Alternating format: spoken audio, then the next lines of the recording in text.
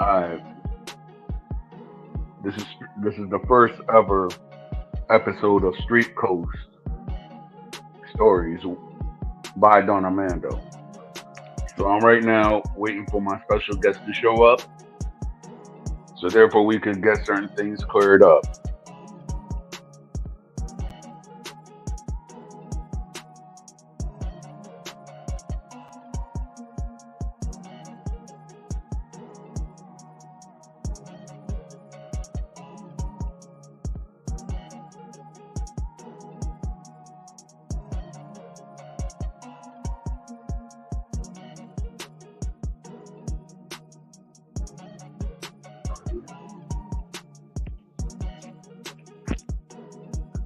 Yeah, this this channel is really about trying to get trying to tell the stories that happen in urban settings in the United States and all over.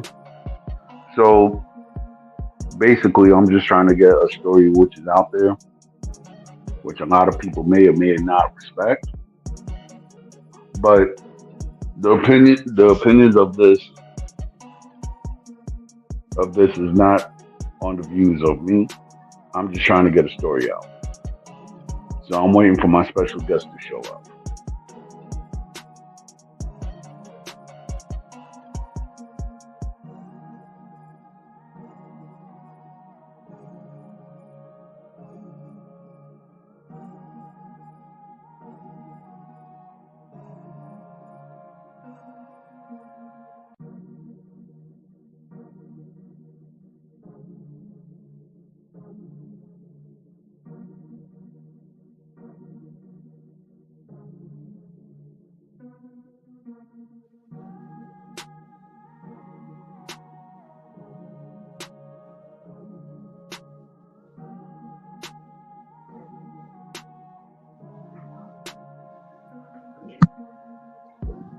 Good afternoon, bro. How you doing?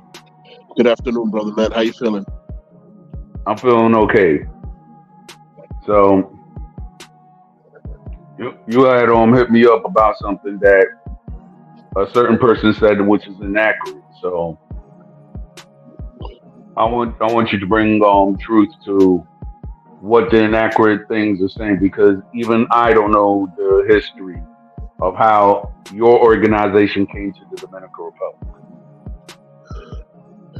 Well, first of all, I wanna thank God for this opportunity to be able to bear witness and testify to the things that He let me do in His grace. Oh man. I, I want to also at this time, bless the followers and listeners to this radio show.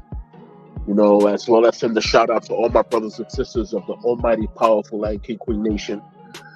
This interview is about us as a nation. This interview is about us as a people.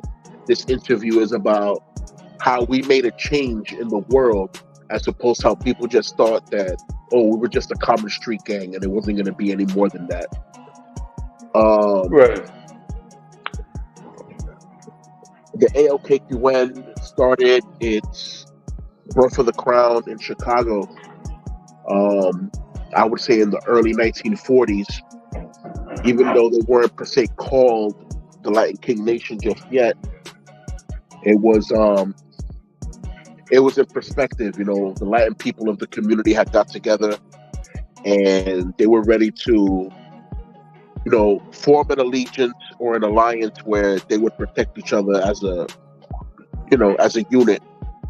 Brother, is there any way we could put that background music down or? Oh yeah, I will. I actually thought I actually thought that music was not playing. So yeah, my bad for that. No problem. There you go. Because I'm over here listening to the music, and I'm like, what am I talking about? I'm over here getting comfortable. The music's really relaxing. Yeah, yeah. Shout out to my cousin for giving me that beat. So shout Beautiful. out to my shout out to my own cousin Smitty in the city for that. All right, shout out, man. That music is really relaxing. I'm over here like, what am I talking about? All right, the interview, the interview. I'm over here getting relaxed. I'm like, oh, this is real elevator music right now. Yeah. Yeah, I mean, I got like a couple of other tracks that I bought, so that I bought, I guess, for my other shows and stuff. So therefore, I could actually have like a relaxing feel whenever anybody comes through. So that's what I'm I try happy to to do. let you know. I'm happy to let you know that I also produce music, so I have no problem dropping 2 or 3 tracks on you so that you can use in your further broadcasts. Right. Talking about San Pedro. You know, I was talking to the guy that originated the hip hop sound of San Pedro. Who's that? Um. Well, he goes by the name of Anthony Roberts. Anthony Roberts. What was his street name? He wasn't really so far up the streets. He was just he's a known how should I say, he's a musical engineer. Okay. So so he was telling me about how he was going to San Pedro and everything like that. Like when he first saw that the rap, he was telling me, well, the interviews right there on how the rappers were actually recording first before he got there. He was like, they got a good sound and everything like that. That's what he was saying. But the thing is, though, they didn't have like the proper engineering because what he went up and told me, which I didn't know, is that some of the rappers they used to go into record in the club, that they just used to each take turns. I was like, wow, that's interesting. Some rappers recorded in the closet, and some rappers recorded from radio to radio, and it would sound terrible, but hey, that was the birth of something new. Exactly, and he knew that. So he was talking about how he actually had DJ Mappa under his tutelage. I was like, Okay. wow. So he's San actually Pedro. he's act yeah he's actually with Buffalo Records Latino right now, but he has a lot of stories concerning the movement in San Pedro.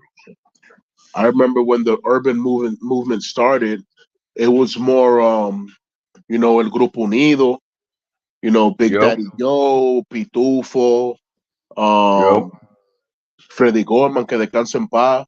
Um, Descanse de paz, mi hermano. you know what I'm saying? All these people, and I lived across the street from all of them because I lived right there in El Toconal. And then Yep. besides them, it was Danny y Los Federales. You know what I'm saying? Hmm. And then Perfect Clan came into the scene. Rest in peace to El Difunto MC Wakal. You know what I'm saying? Yep. Vaquero got his time to shine via Perfect Clan. Villano Sam got his Yep. time to shine via Yep. Perfect Clan. You know what I'm saying? And these are Hmm. all people that I know personally. Like we've walked the streets together, we've broken bread together, we've starved together. So I know these Yeah. people. You know, Exactly. it's a beautiful thing how far they've gotten as far as urban music goes. Because at one point it wasn't recognized. It was just, oh, urban music is just criminal music and that's it. Nah, I it's not. remember. It's not just that's it. I remember because I remember when it was 2003. I went to San Pedro with my mom's. Right, it was like 2002, 2003. Right.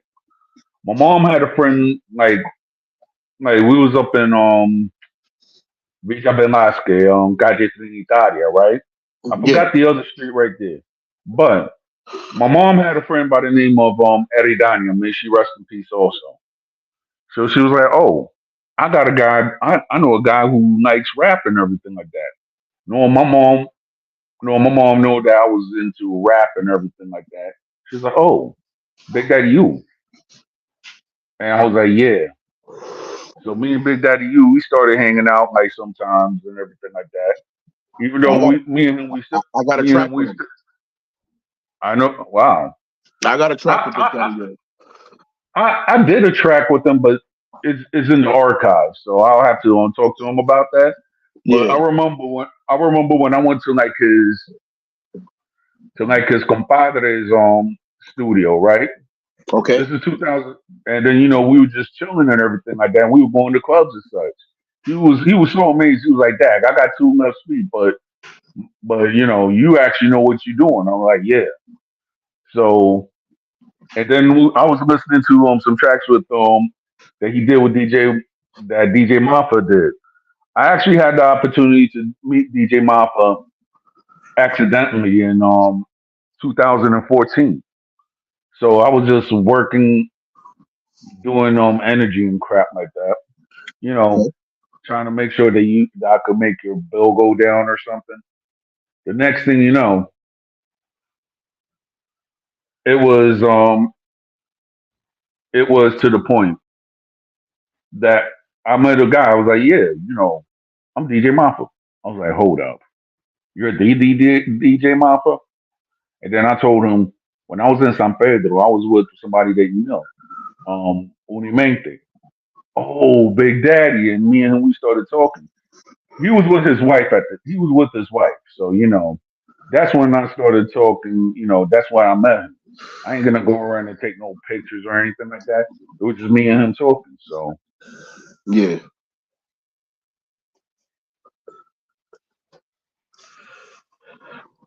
all right, That's my blood cousin right there. He said we threw rocks together. that's what's up. You know what I'm saying? He was around. He was also around all these people. You know what Perfect Clan was. You know what the Grupo Unido was. You know these people lived across the street from us, right around the corner. We were all one. All You right, know, so it's wild.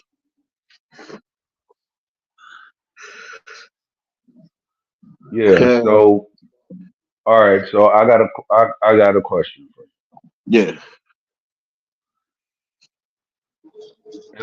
In what year did you become royalty? If you remember. Um. And what year did I become royalty? In simple, you know, my cousin, who's also on the, who just commented. My cousin Yes. technically introduced me to the nation, you know, via the fact that he was active in New York. You know, I was never an active New York member. When I came across the Right. nation and became active was in Ohio. Oh You know, wow. Ohio is very different from New York via the fact that the codes of conduct are different.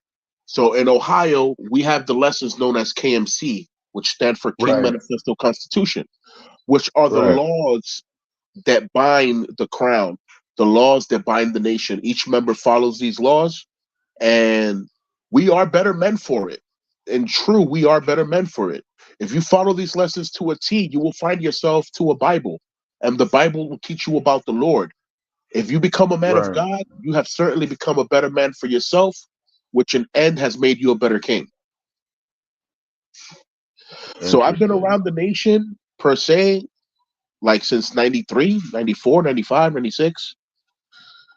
You Right. know, New York was doing its thing, but I was never really with the New York movement. But my cousin was, and I respected him for it because New York is really lively, you know. And back in the '90s, there was just so much people out on the street more than now. You know, nowadays everybody wants to be at home playing video games, so nobody really outside in the street trying to make a name for themselves or trying to earn any type of man points and grow up. So, Right. you know, no, there's certain things I can and cannot say via our code of conduct. So there might be things that you might ask that I will have to say, you know, that I can't answer that. But honestly, everything about us has been for a positive change and a positive outcome. Latinos protecting Latinos from outside forces, from oppressors, from people thinking that they could bully us, the Latin people. We are not here to be bullied. We are here to progress. We're here to be better people, and we're here to uplift. So that's what we want to do. All right. That I respect that, and that's why that I have some of my friends who are members of the nation also. I mean, from when I was outside and everything like that. I was blessed to actually meet a lot of members who actually stood on their ground, and they still stand on their ground to this day. So another question that I have to ask is when and they'll get D said 360 also. And what was the climate in San Pedro at the time when y'all were growing up? When we were coming together, Yeah. I mean, it's the Caribbean. It's off and on. It's some one day it's sunny, and the same sunny day it starts to rain. No, I'm saying the street climate at that Oh, time because street crime, street because crime. Well, I mean, I'm gonna be honest with you. San Pedro always had um groups in different areas, all and right, if you're from San Pedro, you know for a fact, you know what I'm saying, that there was a group of guys in the on 20th Street that you didn't want to play with. There was a group of guys in Plaza El Bonito you didn't want to play with. There was a group of guys pa Barrio Lindo, Los Tigres de la Ruta. You didn't want to play with them. You didn't want to play with the group of guys that used to chill at the outside skirts of the baseball theater, the Telo Valga. You didn't want to play with these people. These people were savages.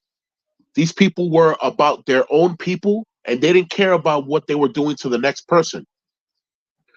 Um, wow, I'm not gonna call that savagery 100%, but I am gonna call right, that entitlement, favoritism, bias. It's like, oh, it's right, it's just us and that's it. Like no okay, room for improvement. And got you. the problem with groups is that these groups, they don't appoint a leader, they appoint the boss.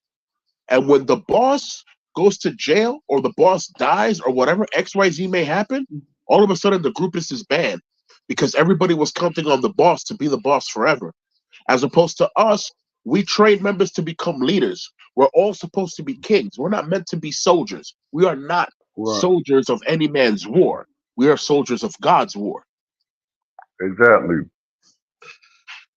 So crime in San Pedro, it wasn't moderate, but it wasn't crazy either. But you did hear the occasional, oh, someone got their hat stolen and may have gotten, sliced up for it. Oh, someone Or lost their hand because they had a watch on. I'm like, what? or somebody got unalived by a hot phone or something like that. So whenever I used to visit on San Pedro, I used to actually walk down the street with my little cousin or my older cousins per se. So I could actually say I'm not gonna go around and be like, oh, I know that I got like a lot of family members concerning San Pedro itself. You know what I'm saying? Darkness. You might even know one of my cousins. It's a possibility, bro. A lot of people in San Pedro know me, All and I right, know a lot of people. so my cousin, right? He actually owns Alexander PC. His name is Roel Alexander. He owns what?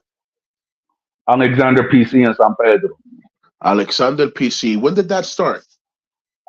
I don't even know where it started, but I know that he actually made that business. And before that, he was actually a professor in Universidad Central de Este. Oh, Because okay. because I was talking to Ghetto and he said that was my teacher. I was like, wow. Understood. And and then I was talking to Ghetto when I used to talk to Ghetto and I showed a picture and I was like, yo, my cousin knows you. He's like, he was like, which cousin? So I showed him a picture of my cousin and he was like, oh, yeah, I know him. And we started laughing and whatever. So it's like San Pedro. It's funny because I don't know the families that are there, but I know that I'm related due to part from my ancestry and everything like that. I'm related to like five families out there. Yeah, I mean in the Dominican Republic instead. Copy. Yeah, because I know for a fact that on my mom's side, right, I'm a Thomas, I'm a Keynes, and I'm a Moraine. And then on my dad's side, I'm a Robles, and quintessentially through my grandfather, I'm a Nunez. Cool. So yeah,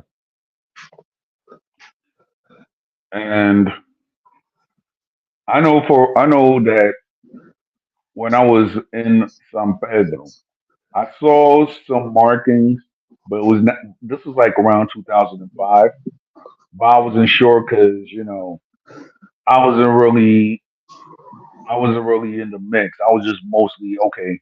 I'm going to the clubs up in El Malecon, and then I go to the Treinta Treinta. Yeah, Sammy Sosa Club. Exactly. We I was had good always time. there. Yo, I've always had good times at that place. I ain't gonna front. The bros, we were always there. Cesarin, King Santa, big dude. Uh huh. Yeah. He lived in there literally. I'm like, bro, you go to Treinta Treinta every day. He goes, yeah, bro, that's my second house. I'm like, damn, Damn. might as well open a chapter over there. Yeah, I'm like, yo, he Yeah. was there every day. I would pass by occasionally, but I wouldn't be there for more than 15 minutes. I don't like crowds. I have PTSD. I don't like crowds. You know what I'm All saying? right. Especially people that I don't know. I'm not with it Gotcha. because something's gonna happen, and then I'm gonna have to end up defending somebody. Because Gotcha. I don't see people necessarily picking a fight with me. I see people picking a fight with someone else on some bully shit, and here I am jumping in the Yeah. middle, like, hey, what are you doing? Cut that out. Gotcha. Like, Gotcha. no, I'm like, no, no, no, no, no. Cut that out, or something's gonna happen. Right. And don't let my brothers be around me. Whenever I say I'm gonna do something, they don't let me. They do it themselves. I'm like, come on, bro. I had this. Right.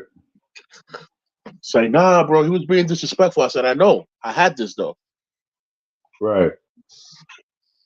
So, all right. Another question I'm gonna ask. Yeah.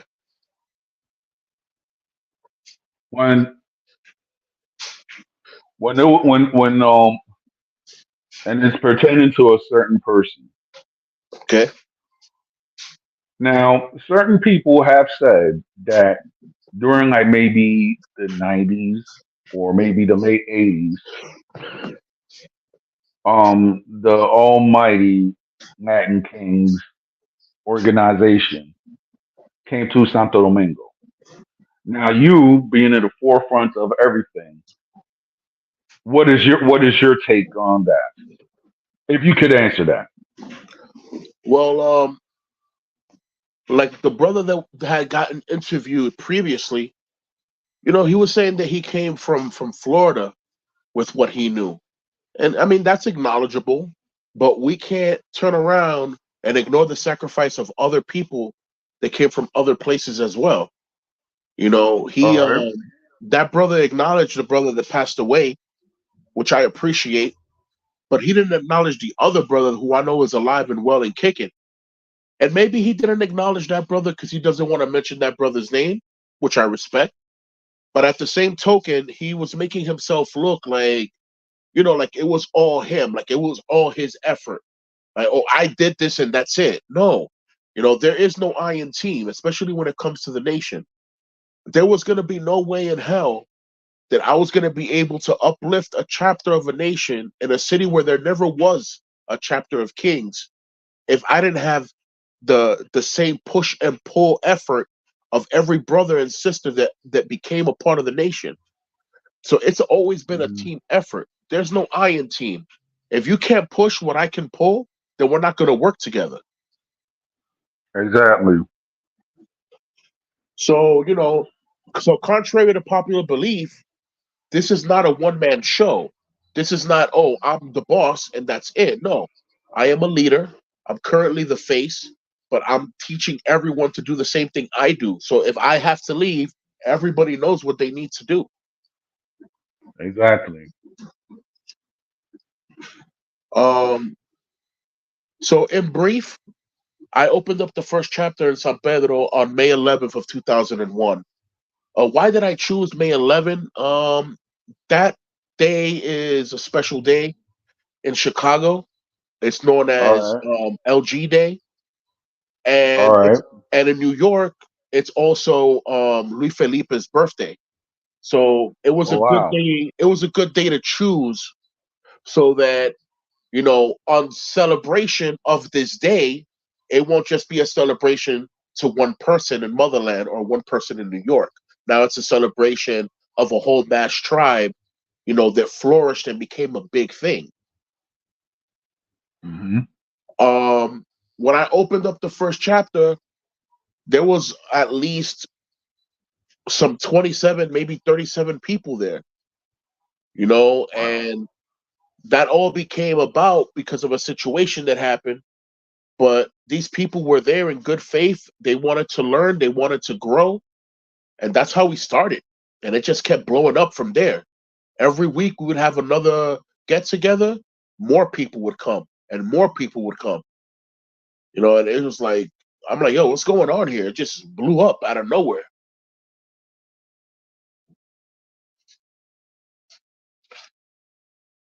Yeah, man. Another. All right. Now I know that now on the street climate. When I'm saying climate, I'm talking about the streets in general in the Dominican Republic has changed over time and everything like that. So with that saying, what I know that there's a lot of people who are your brothers that they're actually talented. What would you think for them to actually make a more career in rap and everything like that? And what will be the push that we could actually help these guys rise up in Dominican Republic? What's your opinion about that? Well, my opinion on that's going to be the same opinion I say about everywhere I go. We're supposed to rise up to the occasion to where we become owners of industry, owners of business. Um, Not only will we be solid financially, but we're solid enough to the point that we can help the next person financially to help others, Yeah. and everything grows. Um, we talk about crime in San Pedro. When the Kings opened up in San Pedro, one of the first things we put in control was all that robbing. Todo eso Wow. atraco que estaban pasando en San Pedro, we put that to a cease. I remember during the time that me and my mom we used to talk and everything like that. Certain people did not even want to live in Dominican Republic because of all the tacos and everything like that. And bro, it was getting bad in San Pedro. At one point, if you were walking the street and you saw 3 or 4 people standing in the corner, people would cross the street because they knew that as soon as they got to that corner, they were going to get robbed. Yep. We cut all that out. We cut all that out. I started doing something called um, a guard patrol. And what I Mm. did with guard patrol was I had select brothers that would walk up and down the streets in San Pedro. Just Wow. walk up and down the streets, literally observing what's going on in the street. And since we're from here, we know what normally occurs here. We know who's out of place. We know who's not out of place. As soon as we would see Yeah. something weird, we would report into each other, and then we would come and attack the situation. I, At I one respect that.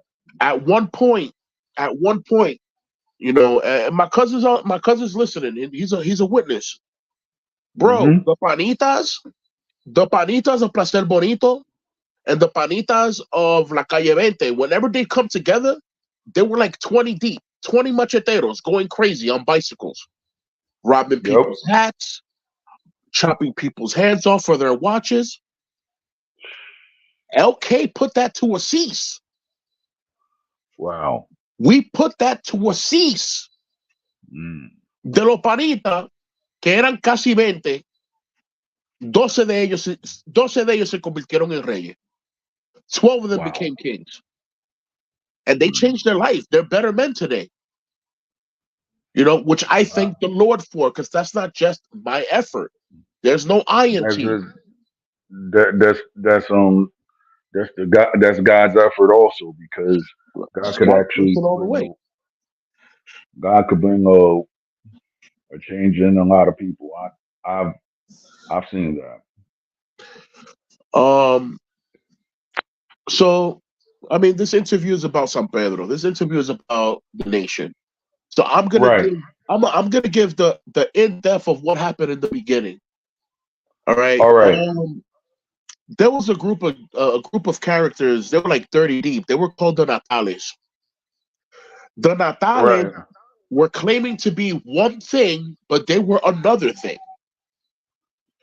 Natales were throwing up gang signs of Zulu Nation. Right. While at the same time throwing up Eagles wings, while at the same time throwing up West Side. So they had 3 different handshakes. I'm like, what are you guys doing? For real. I'm like, yo, what are you guys doing? I was like, dang. It's funny because I've heard something like that, but I didn't really see it. Because, most of the time, when I was up in Villa Velázquez, I stood in Villa Velázquez, and if I went to Miramar or Punta Pescadores with my cousins, I was there, and then mostly I'll be up in Consuelo. So, bro. So I asked him one day, I'm like, yo, what are you? Excuse me. I go, yo, what are y'all doing? It's like, nah, because we're a nation. I'm like, all right, so y'all a nation. What do y'all do? Oh, we're a dance group. We dance shake. Yo, I'm going to go around and tell you a story about that, all right? Bro. I'm going to tell you a story about that, all right? Go ahead, man. I'm the first. I could say this. I am the first one. I don't know if I'm really the first one, but I could say that I was the one that brought the Harlem Shake to San Pedro. I could say that because when it was like all these little kids, they didn't know what the heck they were doing. Because Harlem Shake was right there. I went up and I told. I can say that between 2002 and 2003, when I see all the menores caminando eso, I was teaching them the Harlem Shake. So if they say that they're the shake and stuff, even though they may not know who it was, they're like, "Oh yeah, an American went up and said it. I'm that American." So I actually brought the Harlem Shake to San Pedro. So you're the godfather of the San Pedro Shake. Not the San Pedro Shake, but just the dance. I'm gonna say the San Pedro Shake because guess what? Anything that comes to San Pedro, something San Pedro knows how to do is make things better. Exactly. Shake became a common urban dance to where people would battle doing shake. Exactly. And I brought it. That was different. That was b-boying at a different level. Like, what are Dominicans doing b-boying? Exactly. It goes to show you hip-hop is in our bloodline. It's in our culture. Mm-hmm. So, bro, here we are with the Natales. They're about almost 30 deep. They're calling themselves a nation. They got 3 gang signs that are different. And then on top of that, they were wearing beads. I'm like, what are y'all doing? Oh, we wear beads because it matches the color clothing that we wear when we go dance and we go battle and we shake it up. We shake it up. Bro, are you guys a dance club or are you guys a nation? Which one is it? Nah, we're a nation. Are you sure that's what you want to say right now? No, we're a nation. All right, if y'all a nation, I'm going to need to see y'all nation paperwork. Because there's no way y'all a nation and all y'all do is dance. I need to see this. So the dude told me, I'm going to reserve these names because these people are out in the world now, probably not even doing this no more. And So the guy goes, "Nah, I'm gonna bring my Supreme." I started laughing. I'm like, "You guys have a Supreme?" "Yeah, we have a Supreme. We have a this. We have a that." I'm like, "Yo, how y'all naming positions that are positions that we use as kings?" "Oh, because basically we copied the format from you guys." "Oh, Oh wow, yo, Dad. I mean, it's funny, right? That if you actually look in the Dominican newspaper, we have certain stuff, right?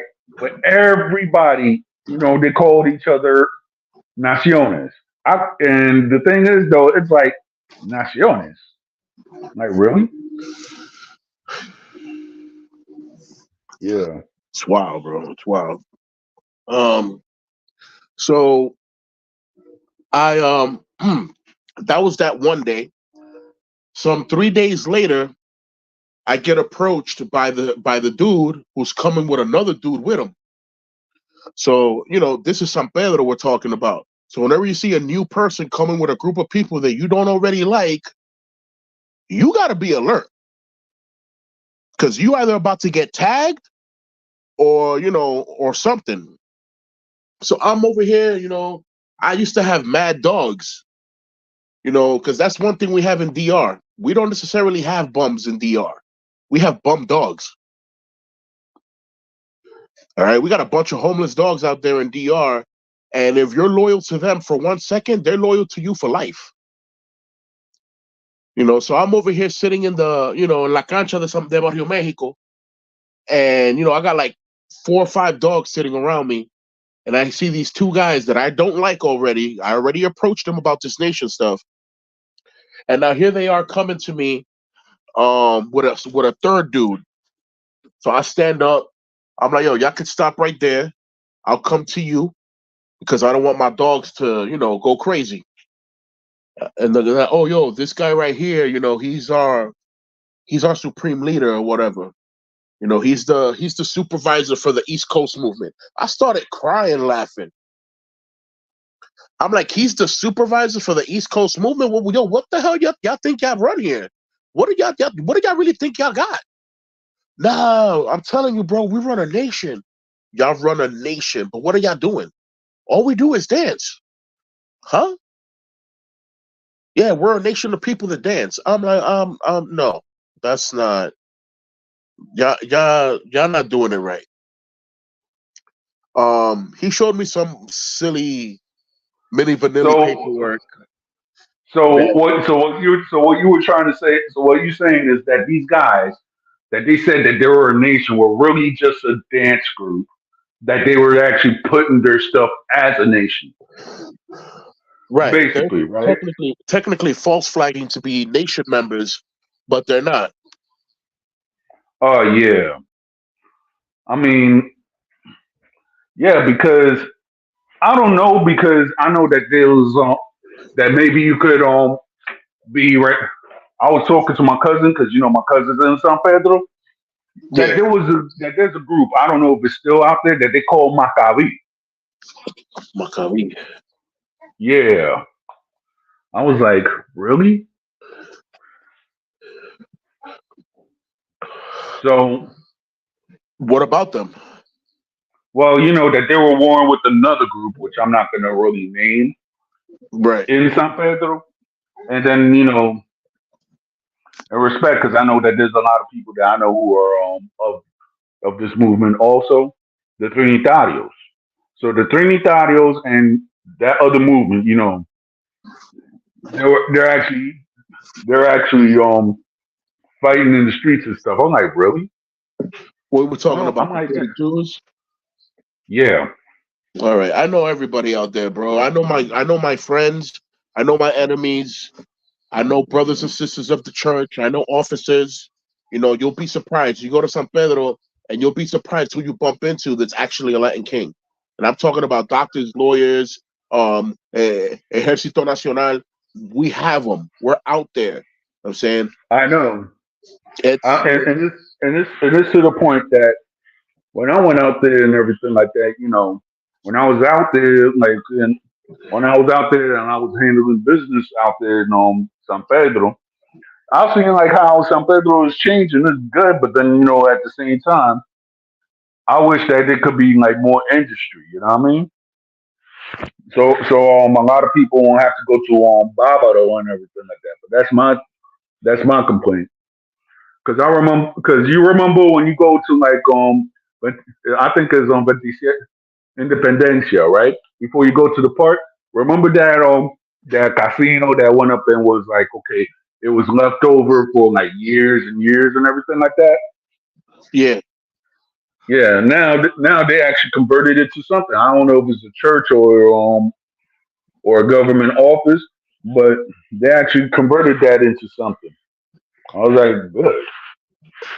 I didn't see what they did with the old bank, but I was like, if I had a little change, I might try to buy that property too.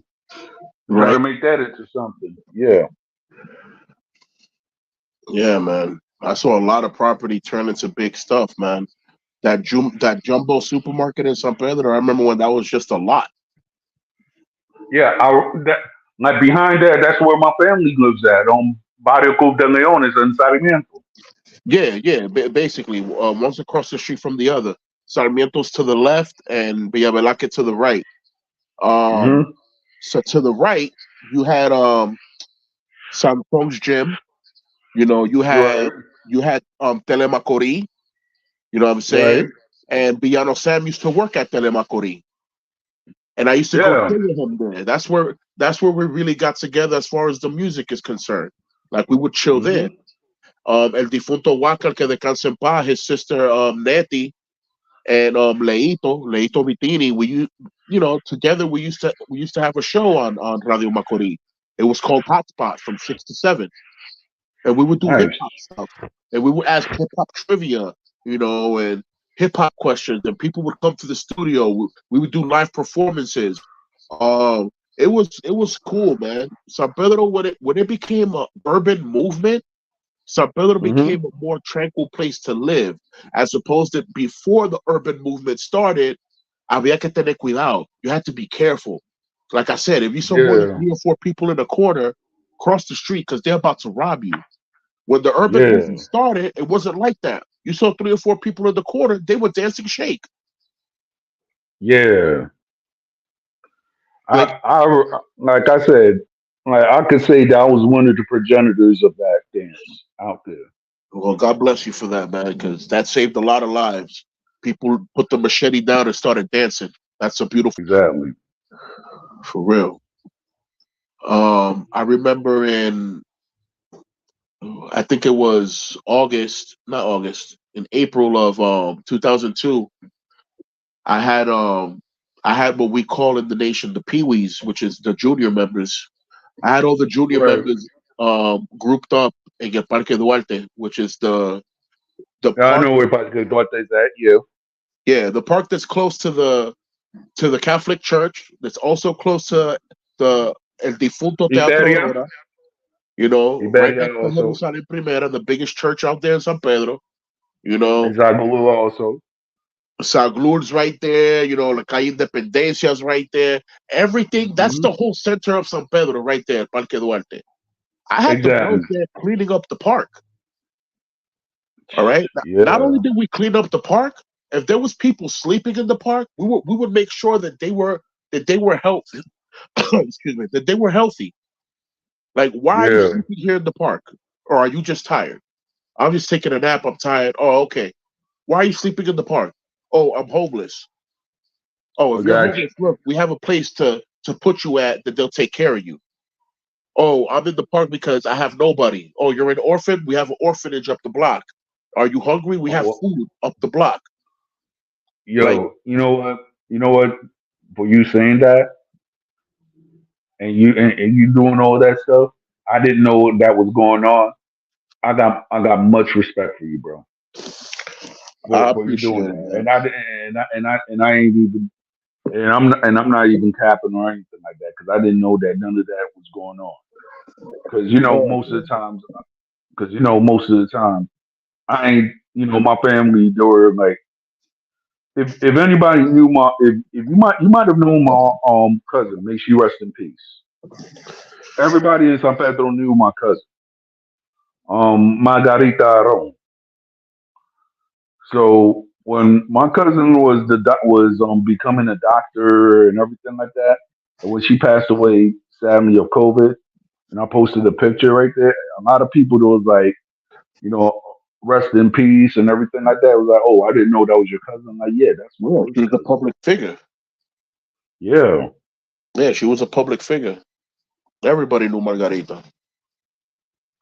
So everybody knew Mom. Yeah, Mom pretty was much. Mom was Modesta. When she passed away in New York, I was sad because I was raised with her. A lot of Mhm. people don't know that. So when certain people they could try to discredit me just because I speak Spanish wrong and whatsoever. Every if I was to go to Sarmiento right now and just walk around the street, everybody will just come up and they'll be surrounding me, young and old, because they know that I'm from Right. there. It's like one day I was with I was with my I was with how should I say, my stepbrother, right? Because my dad was with the her name is Magali. Shout out to Magali from Console, by the way. Her brother, sadly, he was the one that lost his life as being a radio host in 2017, I believe, in February 14th. Rest in peace. Yeah, Neil Medina. No, his last name was Medina, but he lost his life in 2017 due to a shootout and due to an alignment and everything like that in San Pedro. It was national news in the Dominican Republic. Yeah, because like I said, crime at one point in San Pedro started going Hmm. down. So when something like that happens, it's big. It's like, wait, what? What just happened? We don't see stuff like that no more. Right. So what happened was that two of the local daughters they lost their life all because of something that was political. And the guy who actually committed that act, he actually unalived himself before the police actually got to him. Sure. Yeah. So when I called and when I heard this, my dad and his lady was already in San Pedro to see what happened because they're in Consuelo. So when that happened, I was like, "Dad." So the history with the local Torres. Did you know that local Torres that lost his life? Um, no, because for that time, I haven't been in San Pedro for a minute. It's been at least 15 years. So um, I bet you my cousin though knows him because my cousin's a locutor in San Pedro. Very famous as well, Rigoberto Castro. Rigoberto he has a lot of respect on the radio. So I'm pretty sure he knew him because those people they flock together. They're very intelligent people. These people read 3 and 4 newspapers every day, back to back. I'm like, what? What is going on here?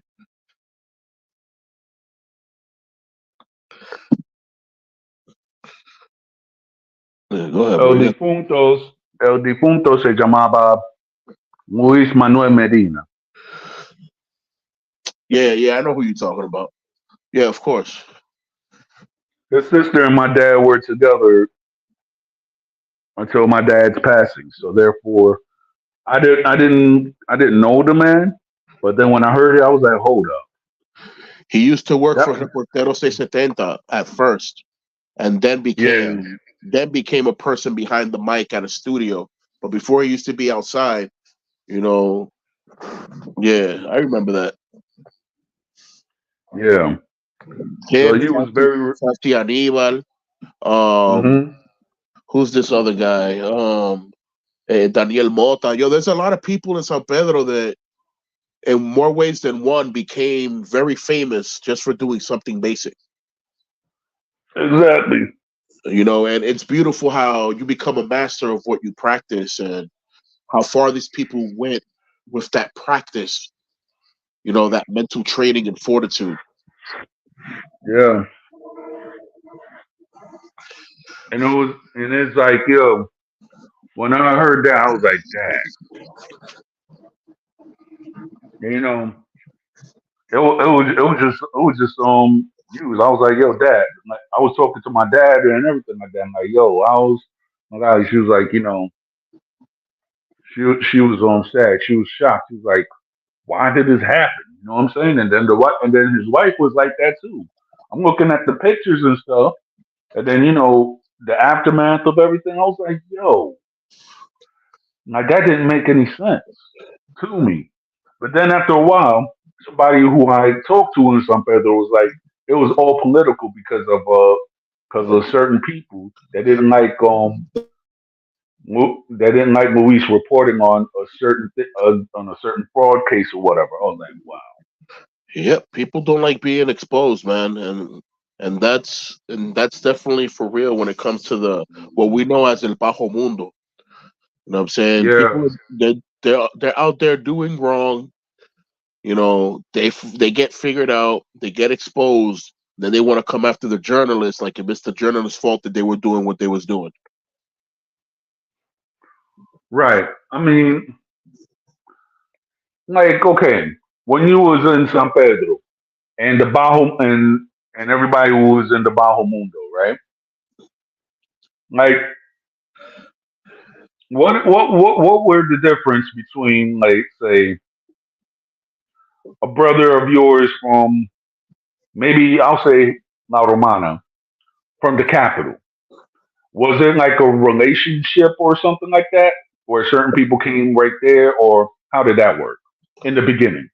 In the beginning, that's a good question. As far as alliance is concerned, there is no difference where you come from.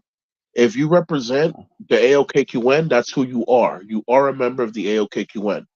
Um, Specifics of where you come from mean nothing if you don't know anything about the nation. Period. So All that's a right. main thing. Every member must know what he needs to know to be able to identify himself. Because when you go somewhere else around the world and you see other members of the nation, they might not know your language, but they know your lessons. So that's how you're going to be able to identify yourself because we have our own Oh, language. right. So when it comes down to how San Pedro started to switch up with communications, I was sitting once again. I was sitting in La Cancha Barrio Mexico. I had a few people surrounding me. We were talking about you know uh, daily things, normal mundane things. I have to run errands. I got to go to the mercado. I got to do this. Oh, we papelota. I'm gonna go play sports. Regular normal stuff. And out of the Right. blue came four characters: two dudes dressed in green, white, and yellow, and two other dudes dressed in black and gold. And I'm like, Mm-hmm. I don't know who these guys are, but the ones obviously dressed in black and gold must be kings. This is, it's no coincidence in that. So they Right. approach me. They approach me. They see I have my beads on. I had beads, and we saluted. And they were Mm-hmm. like, "Oh, we're from La Romana. We heard about the movement in San Pedro, and we thought we'd come visit you and invite you to La Romana so you can come meet, our supreme team." I Okay. I appreciate the invite because not only are you showing me respect as a man and as a king, but you're also Mm-hmm. showing me that you have the respect and decency to invite me and not just expect me to pull up. Like Right. that, I would call it generosity, but generosity comes Mm-hmm. from a word that doesn't mean to give. It means to act like a gentleman. Right. All right. So I appreciate the invite because it showed me that they were gentlemen. So I accepted the invite. Obviously I took my PW, my personal warlord, um, and I took two other brothers with me, and we went to La Romana. All right. And in La Romana, La Romana, beautiful. The brothers were running New York style. The brother that's in La Romana was from New York. They call him New York. So, All no right. coincidence in that. Mm-hmm. I'm not going to say what other names they call him by, but I am going to say that they call him New York. Got you. We met, we locked crowns, and the first thing he told me was, I can tell you're from New York automatically. I already know you're one of the good ones. I said, well, guess what? I'm Nice. from New York, but I'm not from New York. I'm Ray from Ohio. So he was like, Wow. oh, okay, cool. She said, so you need to learn. So he was telling me that I needed to learn the New York lessons so that I could teach the Mm-hmm. bros the New York lessons instead of just showing them, the Chicago stuff. I said, yeah, Right. yeah, whatever comes easier as far as basic steps to then teach you more advanced stuff later. Because it's all about advancing. You know, when you start in school and you're in first and second grade, the reason they start you off with simple addition and subtraction is because everything else in the world is addition and subtraction. You know what I'm saying? What is Right. multiplication? Multiplication is addition in addition Time, of the same number. times. What is Yep. subtraction? Subtraction is And division is subtraction. division is subtracting in groups. You're Yep. subtracting in groups of two, groups of five, groups of seven, whatever it is. So, we could talk about basic math all day, but Right. yeah, but everything broke down into where they would, they would have contact with me. I would have contact with them. They would come to San Pedro. I'd go to La Romana. So everything was cool there. Brothers started coming from the capital because there were some bros that had moved from the capital and they were living in Miramar. All right. Now, So these brothers, hold on, these brothers, without asking or anything, got permission from their part of the town where they were from in Santo Domingo, and they opened up a chapter in San Pedro when there was already a running chapter. but So, but maybe they didn't know, or maybe they did know. I don't know. well, honestly, by protocol, they didn't investigate because if they would have investigated, they would have figured it, they would have found out.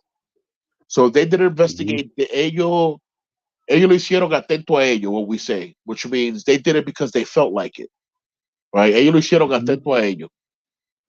Hmm. Um, I came and approached these guys and I told them, listen, there's already a running chapter. You guys are supposed to follow protocol instead of just trying to override and open up your own protocol. You're causing conflict of interest. And Right. they told me no, they told me this, they told me that, which I was expecting them to do because you need to defend what you believe in. So if you don't defend your Right. chapter, I'm not gonna ever trust you because you're not defending what you Right. believe in. So how am I gonna believe you if you become one of mine? Right. So I respected their decision. I respected their words. They weren't disrespectful. Um, they used their words politely, and Hmm. I took it to the capital. I went to the capital for the first time as far as like nation is involved, and I met a Right. lot of beautiful people that are not with us no longer. God One rest. of God them, rest their souls. God rest their soul. One of them being Conejo.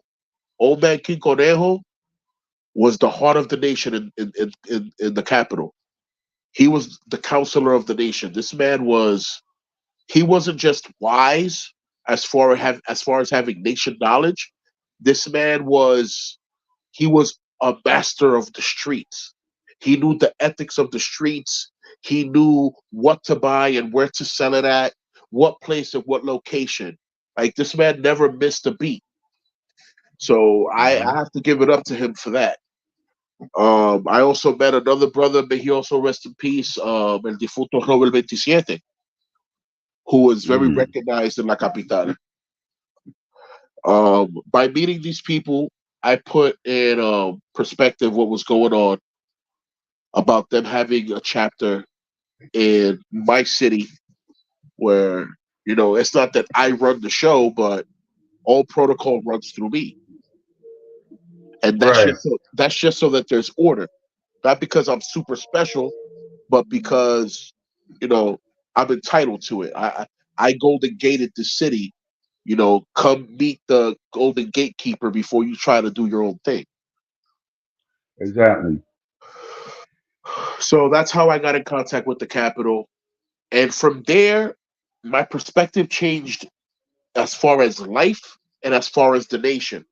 I told myself, why be a nation man that's only a nation man for one city and not a nation man of all cities? Being a king in every place and domain wherever I stand at. And that's when I started to change my lifestyle. I started I started visiting hospitals where brothers were sick at. I started visiting prisons where brothers were in jail at. I started visiting La Capital, a los presos La Capital, a los reyes. I started going to Santiago, visiting los reyes que estaban presos en Santiago. I started going to San Francisco, Salcedo, Moca, Puerto Plata. Bro, I made myself a name in the nation just for that, for visiting brothers and letting them know that they're not alone in their struggle, that we're out here, we're struggling too, and that they're gonna come home one day and see a good family because we're out here trying to progress and be positive. And I respect that. just for that alone, the nation loved me, and the nation will always love me. All right, like nobody, you're not obligated to do anything. So when you do something, it represents who you really are, an almighty man of righteousness, amor, king love. You know what I'm saying? That's how it's Exactly. supposed to be. Whenever I made, because everybody had the black flags or whatever, right? There was sometimes I saw LKs, with their stuff and everything like that. I was like, yo, fam, I had a back bandana on my joint. I'm like, yo, take that. It was like, word? I'm like, yeah. So, you know, well, I guess I'm going to wait back until he actually comes. Um,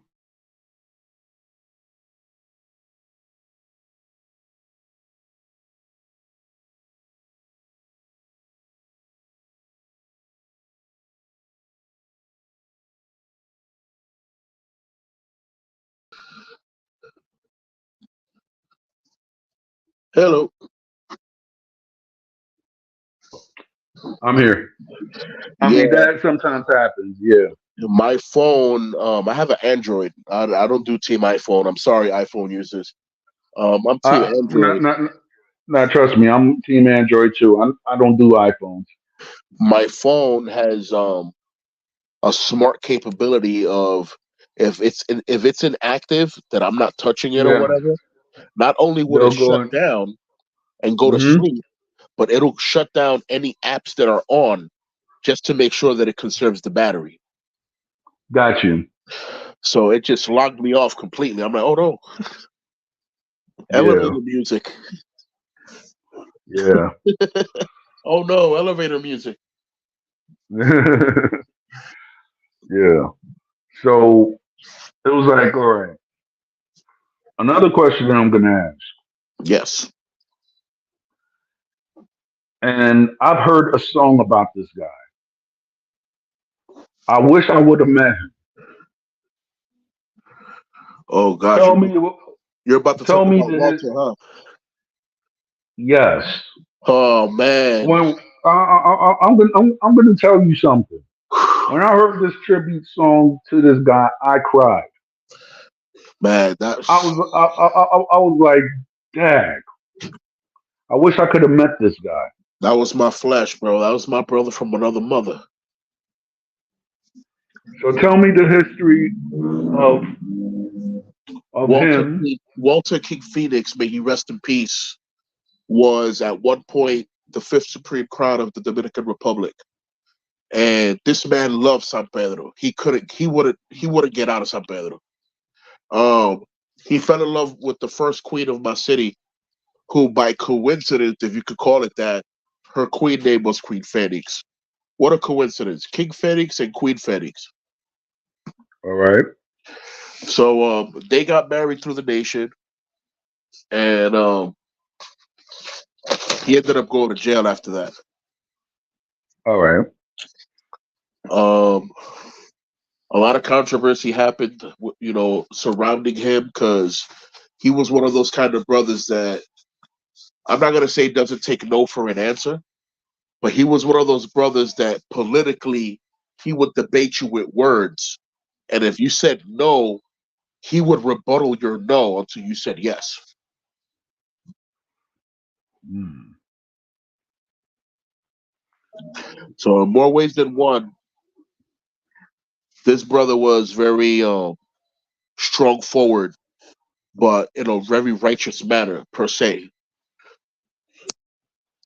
Right. Um, Walter, bro. Oh man, a lot can be said about Walter, but you All know, right. One thing I'm gonna ask. When Walter was in San Pedro and everything like that, and I guess the people that have actually went and they paid his respect during that song, right? So how, since he was your flesh and like your brother and everything like that, what were the good charitable and leadership things that he did in San Pedro that will actually live on in San Pedro? That's what I'm asking. I mean, well, technically, because of the politics that surround our nation, um, Right. you know, his job, requires him to oversee certain people, and that's what he did. He fulfilled his role of what he was doing. He didn't necessarily go to San Pedro and, expand the movement or, or per se, stop the movement either. Because remember, we're talking Right. about people that hold a higher position. These people can come and shut you down, and they have all authority Right. to. All right. So basically, he came like an inspector to inspect my tribe. Right. All right, and when he found out that everything was good, he said, normally after I see that everything's good, I shake crowns and I leave. But I'm gonna shake crowns and I'm gonna stay for a couple of days. I'm like, oh, okay, cool. You can do that. You can do whatever you want. And he ended up staying for a couple of days, and he would leave and then come back and leave and come back, and that's when I found out that he had secretly fallen in love with the sister Jedling, who was Queen Phoenix at the moment. You know, All right. she's now a church pastor, and she runs her own Mhm. congregation. And it's how things happen, how things occur. Um, And but if I'm gonna give Walter recognition, I also have to give the brother Hope recognition. Rest in peace, and Armando Hope. He was also at one point the second, the fourth, the fifth supreme of the country, and this brother was this brother was newspaper big. All right, Hope came out on newspapers all the time because he would debate against the government with the power of words. And they did not know what to do with this man because you can't just arrest somebody who's speaking his mind. He's not being violent in any way. mhm. So this man was literally a political prisoner. And I used to go visit him when he was in San Francisco, in la cárcel San Francisco. And Right. this is the brother that acknowledged me for who I am in San Pedro. This is the first brother to ever say the words, Godfather or Sunrise. He introduced me to that knowledge. You know, he recognized me So for San Pedro, and that's it. Ever since then, the whole DR started to know more about who I was, and they would ask for me. Oh, dile al hermano King Darkness que venga a la cárcel de la Victoria. Dile que venga a la cárcel de Salcedo, que venga a la cárcel de Moca. And like I said, other legends that we have in San Pedro, bro. King Hansen in Puerto Plata, rest in mhm. peace. Um, Amaury Chayan, Salcedo, like, bro, a lot of good people that were locked up just for being a political prisoner of the nation that they actually didn't do anything. Si tú vas al Mm. expediente, you check their expedite, and you see what crimes they committed, they actually hadn't committed any crimes. They were just in jail, or como la gente Because dice, enredada. But it wasn't mhm. enredada. They were in jail for being a political person or political position in the nation. They were so strong in the Right. preaching and beliefs of what AOKQN is, they got locked up for it. All right. I didn't know that, and that's why I love talking with you because there's a lot of stuff that I didn't even know.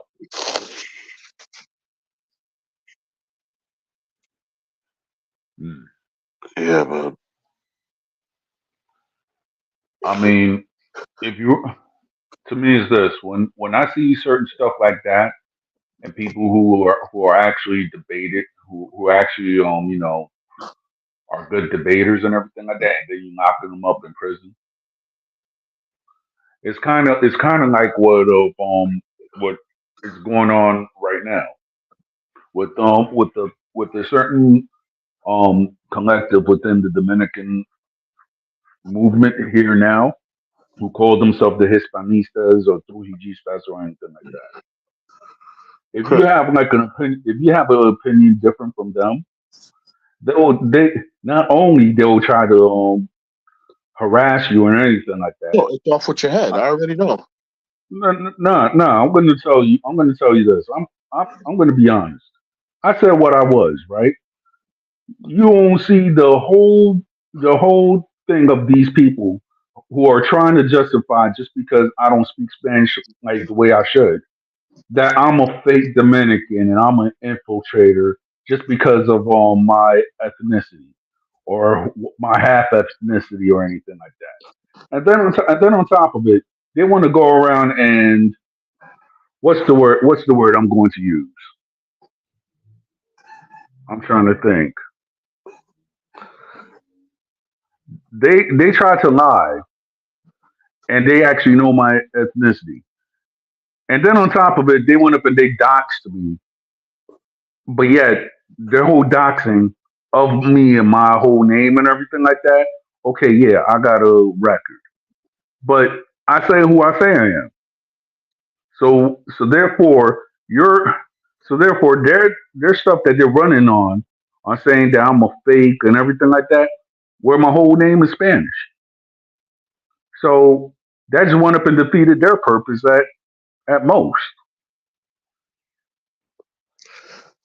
I mean, at one point, bro, now I was born and raised in New York.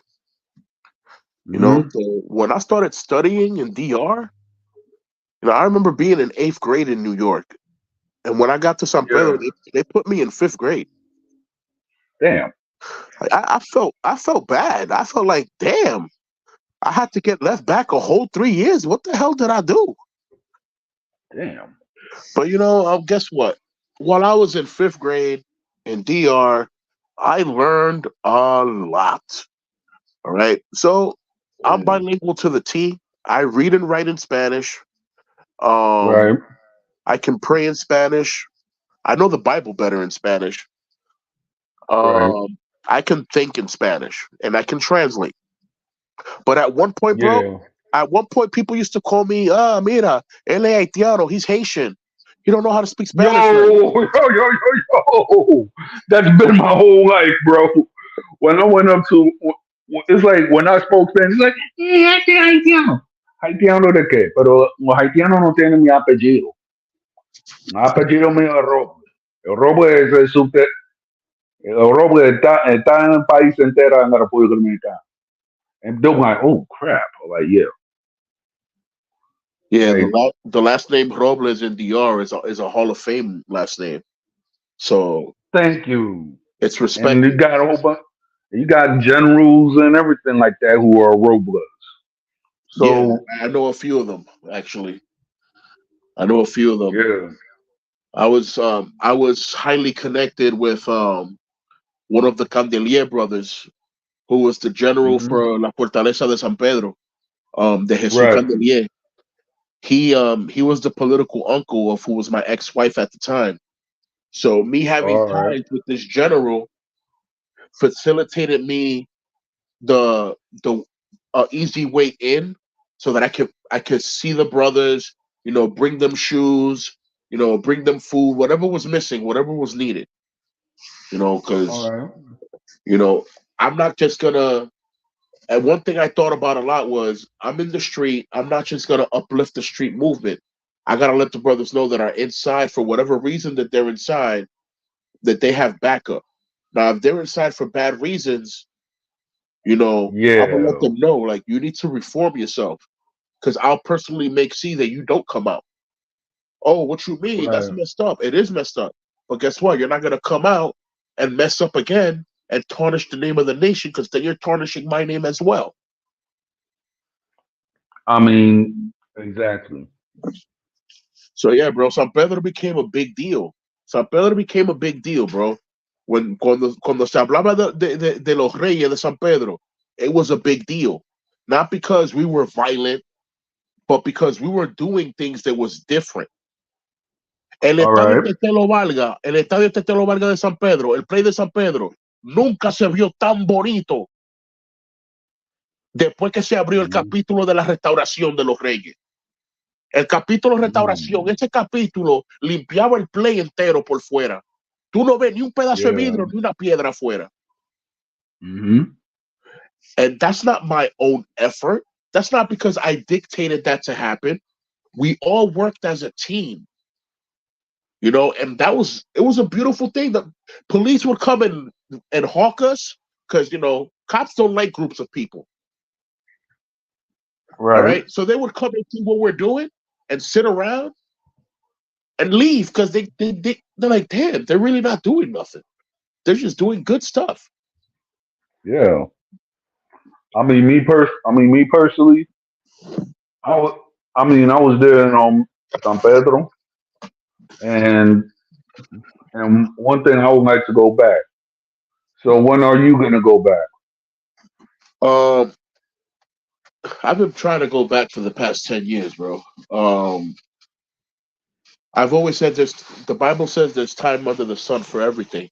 So I'm thinking that Right. God is holding me back for a reason, and when His time is Mm-hmm. right, I'll go back. Because there's people over there that I love.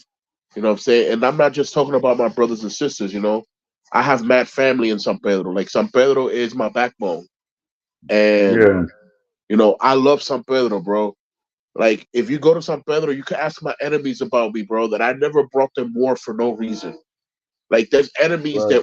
that respect me. That if you say something wrong about me, they'll literally smack you in the face. Don't talk about Pedrito King like that. Like, yo, he's an enemy. He's not my enemy. I'm like, oh shit, cool. Wow. Having a testimony is what I say. Cuida tu testimonio, vela tu testimonio, sé buen ejemplo de hombre para que sea un buen ejemplo de rey. Always check your Exactly. testimony. Always check how you act, Exactly. because tomorrow people are gonna judge you and say that it's the whole nation that's like that because you did something wrong. Exactly. And me personally, I don't know. I don't know what it is, but there was a time when I was in New York. We Dominicans, we actually. I'm going to tell you something, which a lot of people don't know about the Dominican Parade when it comes to the organization. I could see the most beautifulest thing ever. This was like around 2002 at the Dominican Parade. It didn't matter what nation you was, if you was the DDP, Blood, Crip, King. It was a peace, and everybody who was repping the Dominican flag was there. No fighting or nothing. Right. One people under the sun. Exactly. Why is that so hard for Now, people to understand? and it's like I remember I was rolling with my pops. It was like around no, actually, yeah, I was rolling with my pops, right? So I'm walking. So my dad stood right there, and everybody's rolling. The next thing you know, I saw B's and C's, and they were Dominican. I was like, yo, what's happening? He's like, we chilling. He's like, yo, we know we're Dominican and everything like that. It was beautiful It's in crazy. those times. That's I mean crazy. now, I mean now, since I've been going, there haven't really been beef, but the beef that did happen happened like around '07 till maybe I was saying like '10 and stuff when they start cutting off the routes of the Dominican parade because the Right. original parade was 37 till 57. Right. But then when all the fighting was occurring, they went up and they shortened the routes. Now they're gradually bringing the routes back. But when that fighting was happening, they went up and they were shortening the routes. I don't know if that was by design or the city or anything like that, but that's what was happening. Facts. So it was to me is this. I mean, I can't really speak, but I'm like, yo, if I mean, I would just say that whatever nation that you are or anything like that, the code of respect has to be there when it comes to the Dominican parade. You ain't gonna go around and dañar parada when there's like kids and when there's kids and children right there. You are what you are, but guess what? Let's just have the code of conduct that everybody had back in those days. That way, everything would have been peaceful. Like I said, bro, there's a time for everything under the sun, is what the Bible says. You know what I'm saying? There's a time Exactly. for peace and there's a time for war. You know, when we're coming Hmm. together as a tribal people, when we come together Right. as Dominicans, as Taínos, bro, there's Hmm. no there's no separation of color because we're all from different parts of the country, but we're the same thing. Thank you. So it's like there's no separation. It's like we are one blood. And that was always my message. This is the message that united all the nations in DR. I had a huge Hmm. universal in San Pedro. And I told all of them, these were my last words of that message. I told all of them, if we can't protect each other, how are we going to protect ourselves? Right. And I'm going to say that in Spanish because it makes more sense. All right. Si no nos protegemos nosotros, ¿quién nos va a proteger a nosotros? If we don't protect each other, who is going to protect us? While everybody wants to know, because this is my block, this is your block to win, till you die, and then someone else takes over? Bro, if there's one thing I learned in life is that you cannot be the king of the parking lot forever. All right, time passes, and how things pass is how they have to pass. I told them we are one people under the sun. If we can't protect ourselves, who is going to protect us?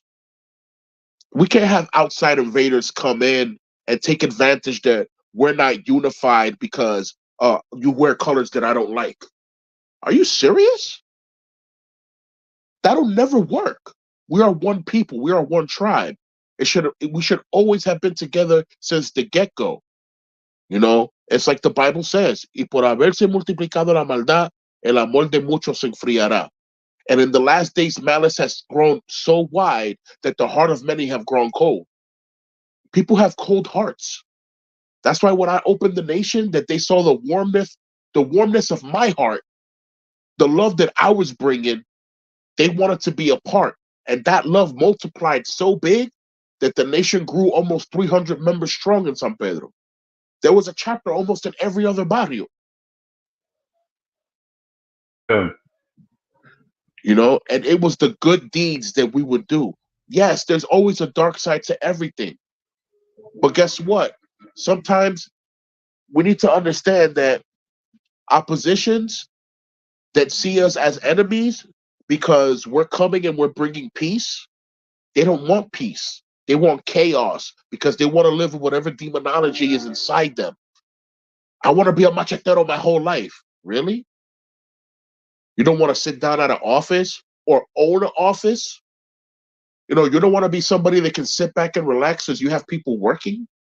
No. You want to be someone that's out here with a machete all day doing what? Pidiendo. Like, that's not it. You know, if it's not about progress, it's not about anything. And I told every little gang group, organization, whatever they want to call themselves. If they were in San Pedro and they wanted to grow, I didn't tell them that they were obligated to align with me, but I did tell them your nation better be a nation of progress. If your nation is a nation of darkness and animosity, we're not going to have it. We're going to shut it down.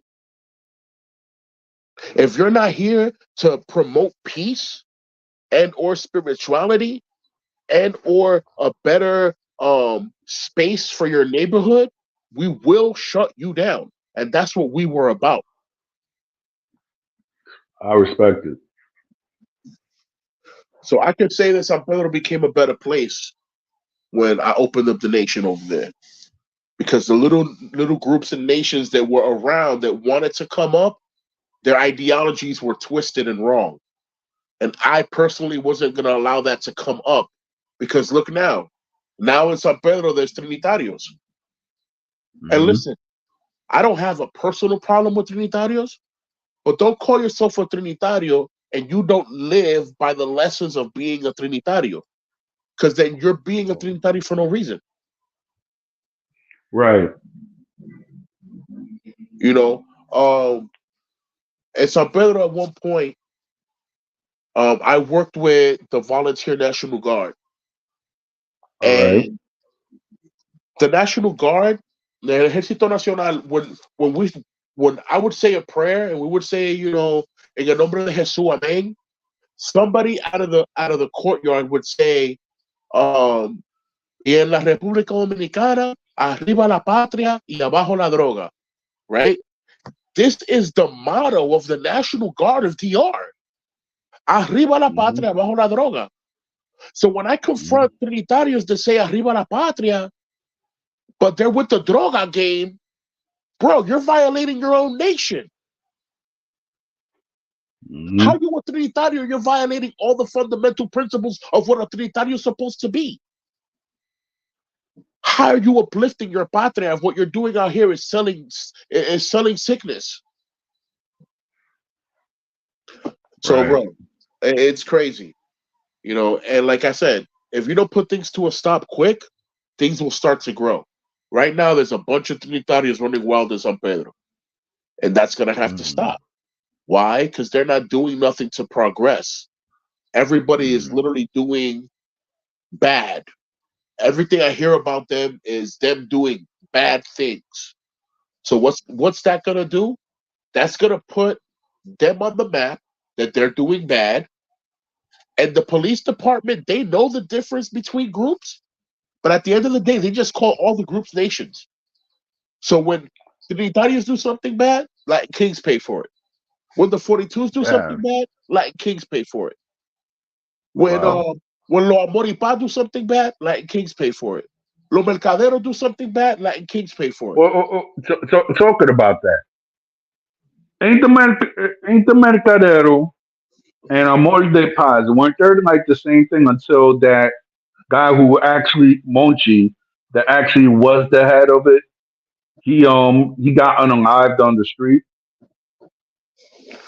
Listen, there's a lot of their history that I don't know, but Right. Amoripá, they said that their history starts in PR, and they're a street community. Basically, they were trying to tell me that they were here to uplift the community, and I said, all right, well, I'm with it. It's cool, but All right. as far as the Mercaderos history, I have history with some of them that are very close to me. At one point, who was the Supreme for the East Coast turned out to be my second cousin, which was crazy. I'm like, oh shit, I know this guy. What's he doing walking around with my cousin? And my cousin's like, oh, that's my cousin too. Oh, that's nice. But listen, Yeah. all I know for a fact is that these little allied forces, if you will, or nations, they were in line with us. All right. Mercaderos became to be by some people that were actually reyes at one point, and they wanted to open up their own nation, and they came out with the Mercaderos. And Amoripá, Amor de Llave, Amor Dorado, all these other little gangs that they call themselves nation, they all came from an idea of Latin King. It all came from our system. So all these nations, they call themselves our sons. Yo soy hijo tuyo en la nación. Yo sé que sí, okay. I'm like, no, but okay. Got you. Yeah, y'all your own thing. Y'all became your own independent group that has its lessons focused on king knowledge. Right. And that goes for all these nations, bro, that are out there. I'm talking about not Amoripa, because Amoripa is what the 42 say. Right. It's Lo Lobo that also say Amoripa, but it's different. All right. Then you had, like I said, Los Mercaderos, Amor de Llave, Amor Dorado, Amor de Uno. Are you noticing the pattern? Amor de, Amor de, Amor Yeah. de. Yeah. Yeah, it all came from Amor de Rey. All right, Mm-hmm. so they tried so hard to just build their own thing out of something that was already strong enough to just promote. Right. You know, yeah, that's what I would say about that for now. All right. Another thing Yeah. that I gotta ask. As far as everything that's going down in the Dominican Republic and is translated to the United States or whatever, what are your views when it comes to like social media and everything like that that they do not know who it is, and then they dub a wrong organization with your with the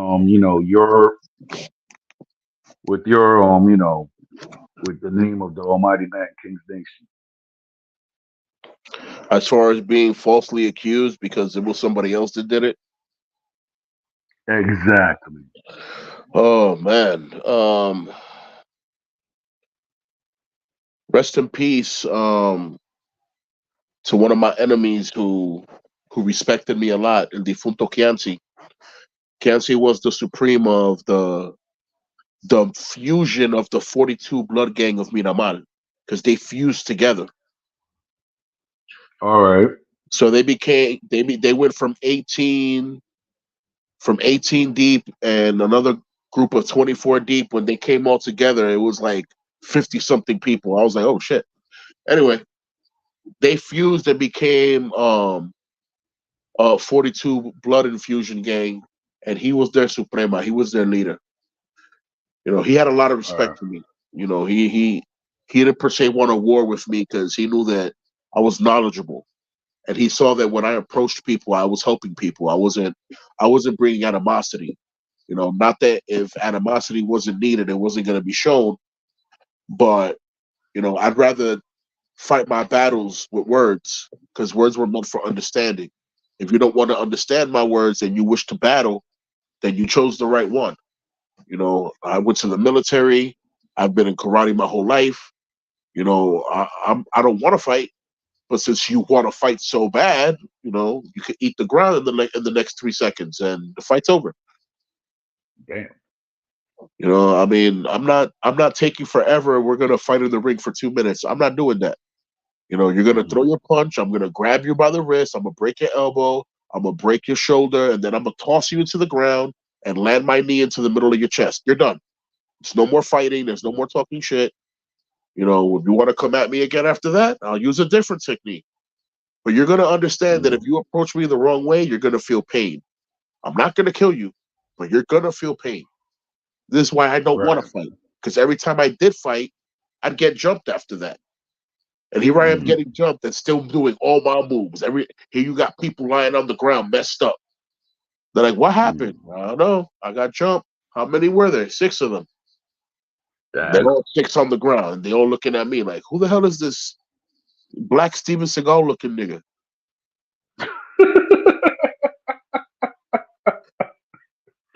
Damn, that is messed up.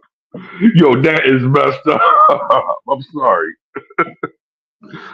Dag. Yeah, bro, it's just crazy, man. Because people will underestimate you by what they see. They'll think, oh, he's fat. He's probably fat now. He wasn't fat then. You know what I'm saying? Like, if he got muscle Exactly. memory, it doesn't matter how fat he is. He got muscle Hmm. memory of what he did. His body's ready to go. And he knows he's not going to last long. He's going to run out of air. So he's going to finish you fast. Right. These are things that I talk about when we're on the martial arts channel. You know, Yeah. the best technique of defense is a good offense. Right. Attack your attacker. Someone's coming to attack you, interject them. That's what Jeet Kune Do is. The art of the intercepting fist. Attack your attacker. Before that fist Right. comes, my elbow already rocked your face. My backhand is rocking your face again. And the same hand that you just threw forward, I'm breaking the wrist, breaking the elbow. It's all a technique. And these are my go-to techniques. So I do this all the Mm. time. Another thing I'm gonna ask, and I know that you are a father, literally. So, in a case that if your children grow up and everything like that, what would you impart to them, your life experiences and whatsoever? That's what I wanted to ask. As far as the nation's concerned, Nation, martial arts, um, spirituality, your faith. What would well, you impart in them to them? um, I mean, to I'm gonna say this in general because when I think about children, I have many. I'm kind of like Abraham in the Bible. I'm a father of nations. And I right. give Yahweh the blessing and the glory for that because he gave me the opportunity to do something and I did it. So when I say my children, this is a message and a shout out to both my biological kids, my step kids, my god kids, my kids in the nation, their kids in the nation. You know, the people that I've brought to church, the people that they brought to church. You know, my influence as far as what I want to port forte and impartake on the people is that let us learn to be one. This animosity of wanting to be the most superior, or wanting to be the top dog, wanting to be the boss, is not going to get us anywhere. If we work Mhm. together as one, that steel beam that weighs 500 pounds, if I have 500 people putting a hand on that steel beam, we're going to move that beam like it's a feather Right. because we're working as a team. Everybody's pushing and pulling at the same time, same way. Hmm. It gets done faster.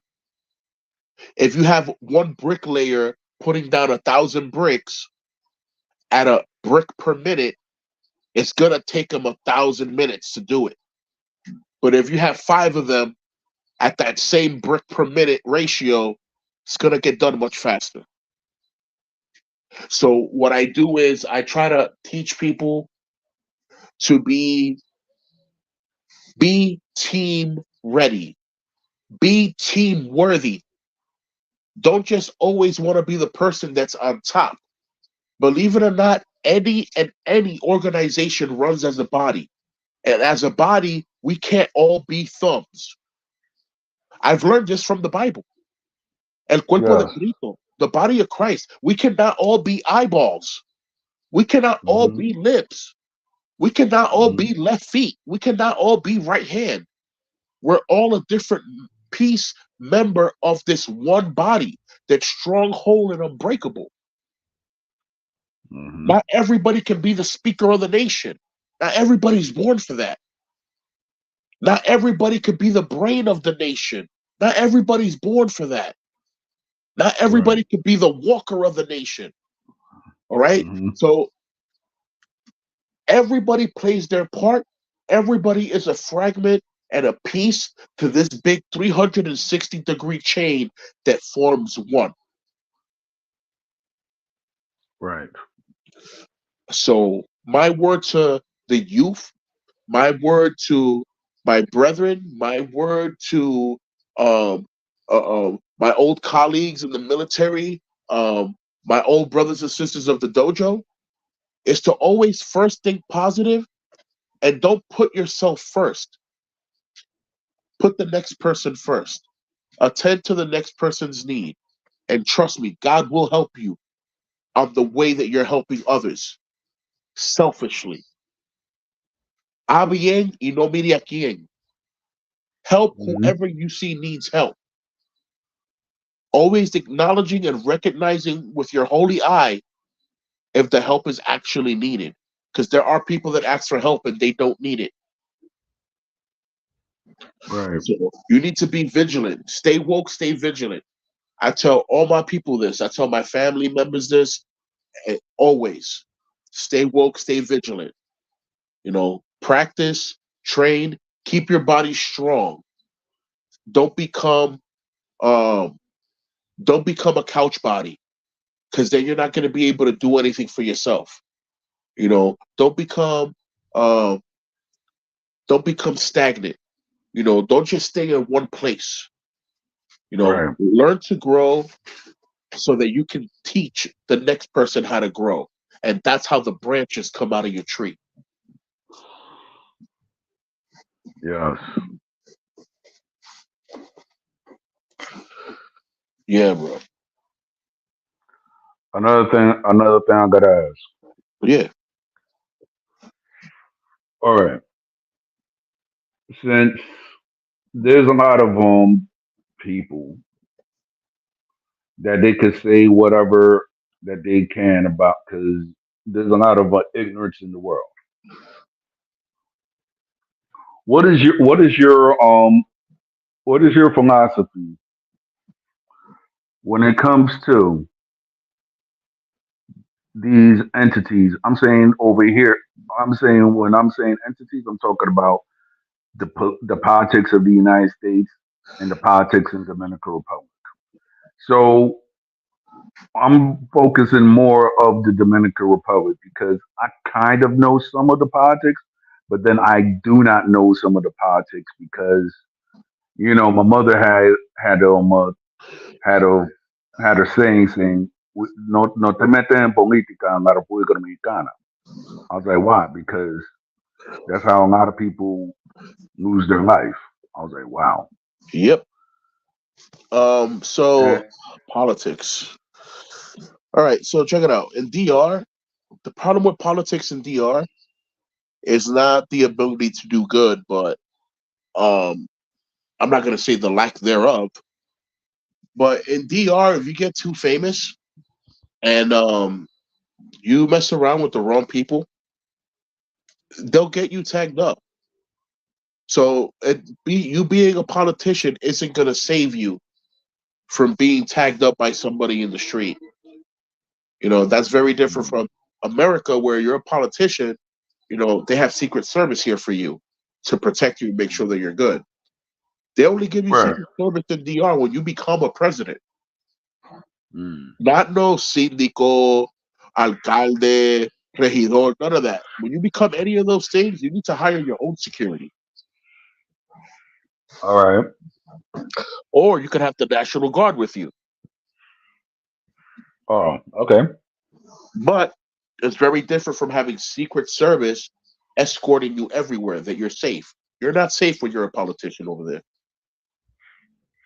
That's why they I all see. that's why they all struggle to be the president. And you got 28 different political parties running for president. How the hell are there 28 political parties? Okay, it's yeah. That's what I'm saying. Like for example, like I've seen that maybe it was into my eyes, right? It was like maybe three or four when I was growing up, right? You got the Partido Revolucionario Cristiano that was under Balaguer, right? And then you got the Barbarella. two, yeah. Yeah. And then you had the two that was made by Juan Bosch, which was the PLD and the PRD. They were both made by Juan Bosch. I actually read the history. Juan But Bo now, was he's a legend. hmm That man was no joke. That man was a legend. That's crazy. yeah. El Partido Liberal Dominicano, el PLD, y el Partido Revolucionario Dominicano, el PRD. Peña Gómez. hmm Yeah. Yeah, that was my grandpa's thing. My grandpa was a big PRDista. Big, big, big, big. Mm. He used to listen to Partido Revolucionario Dominicano radio. I'm like, what are we listening to? Que viva el Partido Revolucionario. I'm like, what are we listening to? No, no, no, no, no, no. I'll tell you a story, right? My mom Dukes, I went up and I had the date that I was gonna go into Dominican Republic, right? God rest her soul. She was like, she was like, I'll use my real name for once. Mario, tú tan loco. I was like, how come? She's like, you're going there when it's election season? I was like, Mom, chill. I'm gonna I'm gonna be at my pop's crib, so nothing's gonna happen. She was like, okay. So, I was in my pop's crib up in Consuelo. The next thing you know, I woke up, everybody were happy, I guess. I'm trying to think. Who won? It wasn't Lionel. I think it was Danilo or something like that. And I think it was Danilo. And then the next thing you know, it was like a whole fiesta up in Consuelo. So I was like, all right. I'm sorry, it did it again. Yeah, I understand. Yeah, I understand. Danilo Medina, when he became the face of presidency for the PRD movement, I was hmm already leaving the country. That was when he was going against Hipolito, Yeah. who literally had eggs in DR at $12 a piece. How you have one huevo for 12 pesos? Dag. One egg? So what he did was he looked out for the farmers market. hmm If you were a farmer, like my father-in-law or my hmm ex-father-in-law, he had two chicken coops. One had 10,000 chicken, and the other one had another 8,000. Wow. We would pick up about anywhere between 80,000 eggs in the morning and another 80,000 again in the afternoon. Right. 80,000 eggs at 12 pesos a pop? Wow. Hey, yo. But Hipolito looked out for a campesino. See, if you're a Right. farmer, Hipolito looked out for you. If you were in the city, you were going to pay the price that farmers pay for cultivating whatever they have to cultivate for you to eat. Right. As opposed to Leonel Fernandez, who made things a little harder for the people of El Campo and made things easier for the people in the city. Mm. En ante un cartón de huevo a 10 pesos, that's 30 eggs for 10 pesos. That's crazy. Yeah. So who would suffer from that? The farmers. Right. So that's politics. I mean, if you want to talk about it. Right. So, in the political landscape of Dominican Republic these and these parties or whatsoever. Now, as to Dominican law and everything like that of whatsoever, I know that there was a law that it was like when that they changed like in 2015. That like around 1929 before Trujillo came to power until 2015. There was like anybody who was born in the Dominican Republic is a Dominican, but then they changed it in 2015. So, what's your views on that? Anywhere you go around the world, if you have a child born there, they technically belong to the land where they're born at. And that's the political view of government. But like I Hmm. said, I have a worldview of one people under the sun. So I Right. don't, the whole, the technicality of, my child was born here, so now my child has to be that. Right. It's going to be up to the world. What does the world view of it? Because Right. my personal opinion of it isn't going to affect as much. Like I Right. can say my own opinion about it, but it's not really going to do anything. Hmm. So I mean, I don't know, bro. A lot of people, especially like in the situation with DR and Haiti right now, that's the reason why they took that law out, because a lot of Haitians were coming over and having their children Dominican born. But bro, honestly, it's not like DR has these many benefits. DR is just a mine of everything. You Right. know, DR is not like America. DR does not have Social Security. There's no Mm-mm. such thing. You could have a Mm-mm. private Social Security, Seguro Pepin, Seguro Alfonseca, Seguro Azteca. There's Seguro del Banco Popular. There's so many other types of places that they have private Social Security where you get paid a pension and all that good stuff. But that's private. Right. That's not government free like how it is in America. Oh, you don't Right. have money for this or this, or you're hungry. Go to the government building. They'll give you food stamps. DR's not giving nobody food stamps. The last Mm-mm. time I saw DR giving out free food, you know, probably twice a year, maybe once a Right. year. Oh, if a bad Hmm. hurricane happens, oh, Inepre is coming. Oh, everybody make a line, have your ID to make sure that you're not different. You're not all members of the same family trying to take advantage of getting this package. Yeah. Like I've been there for a lot. I've been there for Cyclone George. Cyclone George tear through San Pedro, bro. That the National Guard had to come with Inepre to give sacks of sand out so that the water would stay out of people's houses. And they would give out Yeah. sacks of food to the families at the doorstep because they didn't want nobody to line up because it was chaos. Wow. It was chaos, bro. Hmm.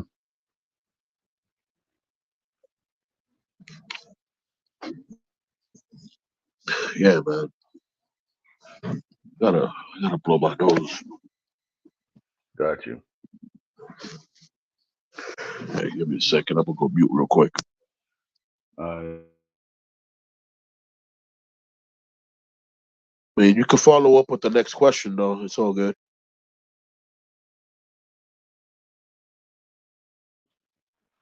all right.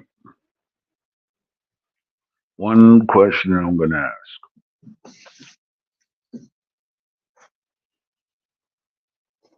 So with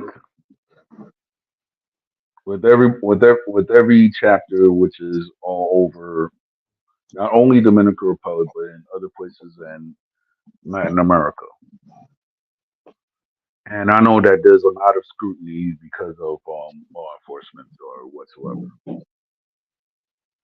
As as who you are, do y'all still have universals, or that's a question you can't answer? As far as universals, where in America or in other parts of the world? Universals in general. Nah, bro. Universals happen all the time. Okay. Universals happen all the time. Remember, it's like hip hop culture, bro. You can't stop the rock. You know, Right. um, Universals happen all the time. And there's countries that do universals every month. There's countries that do universals every 6 months, once a month, once a year. So that's gonna happen. As far as America's concerned, there's been a lot going on in America. They did a new operation called Operation Thrown Down, and they came and literally raided and stormed on. almost 13 different states on the East Coast, you know, Wow. and a lot of people got wrapped up. But it's like what I always say, they got wrapped up because they weren't watching their testimony. They weren't Mm. vigilant of what they were doing. All right. And it's just sad to me that a lot of good people went away for something that someone else did bad, and then a lot of bad people got off easy for something that they really did, or whatever the case is. And that's when doubt starts to hit the nation. Like, people that did something, coming back so easily is like, wait, I gotta watch out now. This person's probably an informant now. Right. And that's the worst testimony to have in the nation. If you're considered an informant, you're done. Your testimony in the nation's done. You're invalid for life. Nobody wants you around. You're not welcome. You're shamed.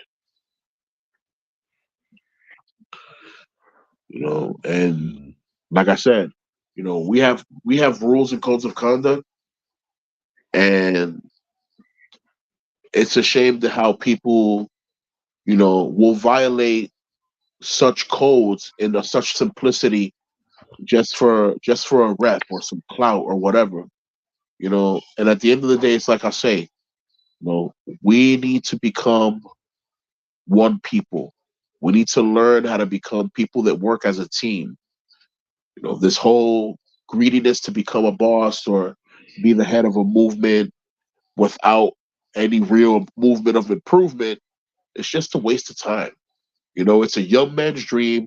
It's not going to go nowhere. But if you're out here So. like Jesus and sacrificing for what you believe in, and your Hmm. disciples follow you and become leaders of men as well, then that means you did a good job. That's all I Mm. want to do, bro. I just want to do a good job. Yeah.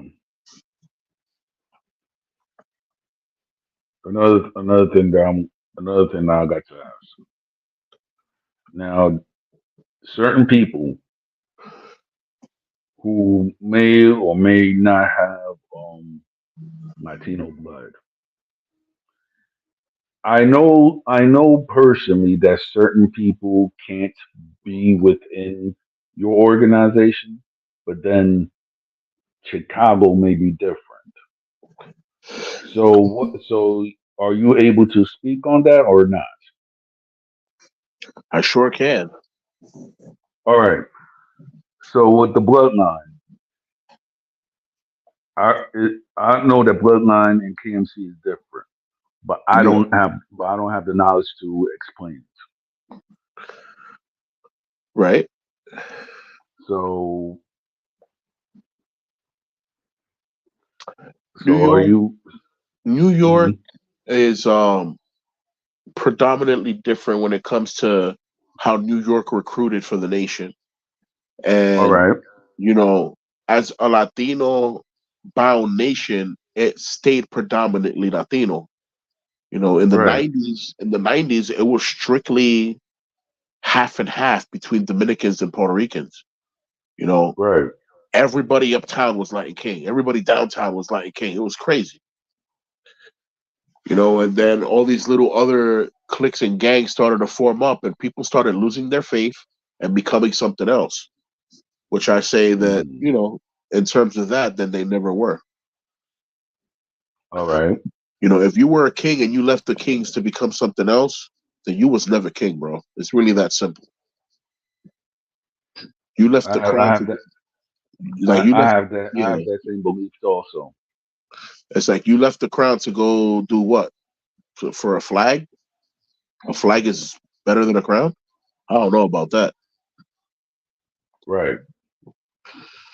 But as far as races and all that, Chicago is very, very, very different from everywhere else. Chicago is just like New York when it comes to being a melting pot capital. So there's people of different ethnicities, different religions, and the nation has always said one thing: if you vouch by our codes and you live by them, you are one of us. Doesn't matter where you come from. Mm. If your faith is Mm. this, and you become one with this faith, your faith is my faith. We are brothers. You know, Mm. New York, I remember at one point wasn't recruiting black members because, personal beefs that were happening with certain groups at one point during the beginning of time and in the 90s. But things Right. change. Things change. Things are subject to change. Mm.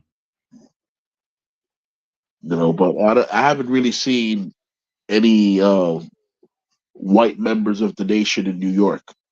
I've not seen that. All right. I've seen white members of the nation in Florida, Ohio, um, Right. and it's like cool. Like they really vouched for this nation and whatever sacrifice they did, and they're still here and they're being recognized by other members, which is very important. Like I said, your testimony says who you are. And if there's no brothers recognizing you in the nation, that means you're not recognized in the nation. Period. Mm. Right. So to be recognized is a testimony in itself that you are someone that did XYZ, you know what I'm saying, and you're recognized for it. It hurts a lot, or it's very confusing when people come out the woodwork, like how I know people that be on Facebook with 20,000 pages saying that you know, they're leaders and supremes of movements that don't exist. And I'm like, my man. Yeah. Yeah. Talking about that, I like since you and I we follow each other on Facebook.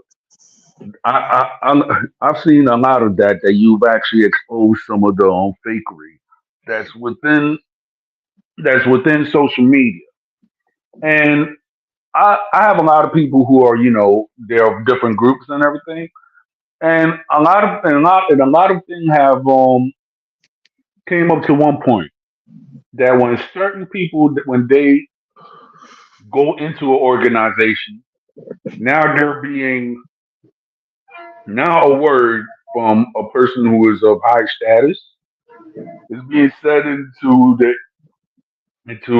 I guess into the direct messages or whatever you have to say, yeah, you're a part of this.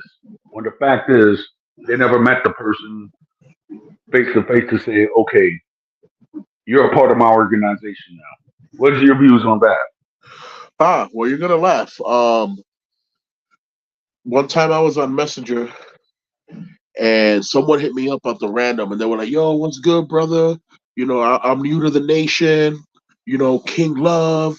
What I'm saying, all try to hit me with all the bells and whistles. He was asking me, can you be my nation teacher? Can you give me some advice? I'm like, first of all, where are you from? Hmm. And these Red people, flag. red flags. These people would be from other states. And I'm like, okay, where you come from saying that you're a new brother? Oh, because somebody on Messenger said that they ground me. You got crowned on Messenger. That's nice. Oh, yo, That's I've nice. seen this. I've seen the same thing with my friends in organizations that they actually say, "Oh yeah, I went up and I turned this because somebody put me on a messenger." I'm like, how? Like when I was growing up, if you wanted to be something, you had to actually go to the people who are right there, and then what happened happened. You have to participate if you're gonna be something of anything. You can't say you know, you can't say you're a baseball player of a certain team, and when people look at you, you don't even look like you can catch a ball, because they're gonna know. People are gonna know, and it's sad. It's really sad. Like, oh no, someone put me down, and on Messenger. So now I'm looking for brothers to give me knowledge so that I can learn. No, bro, that don't work like that. It definitely don't work like that. Everything's organized to an extent, where you're gonna learn what you need to learn via the people that brought you. And if they don't have enough knowledge to teach you, they're gonna appoint you to somebody that'll teach you whatever else you need to learn extra after that. But it doesn't work like that. People want to become something just because they want to be a part of. Some people become members of the nation just because they like the colors. Some people become members of the nation because they feel like they need protection. But there's never been one day that I relied on the nation for protection.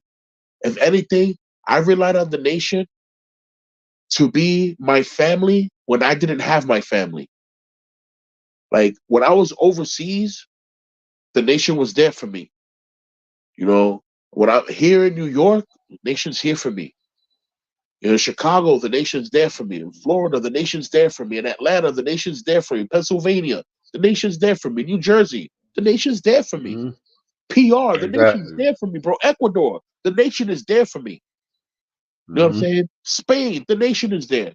Italy, Bergamo, London, Japan, Russia. We are nationwide, worldwide. If you don't know anything about your nation, you shouldn't be going nowhere, because when you bump into people that have the same faith in this and you say that you're that, but you're not living it, you're going to get tagged because they think that you're making fun of what they believe in. They think that you're fighting their faith. This is why I tell Right. brothers, especially in New York, if you're a Latin king, you represent the ALKQN to the fullest. You're not just a chapter or a tribe. You are a member of the almighty Latin King and Queen Nation. Remember to say that wherever you go, because if you say that you're part of a flingy dingy group, they're gonna look at you like you're weird. You're not supposed to represent a group before the nation. The nation comes before everything. Yeah. Yes.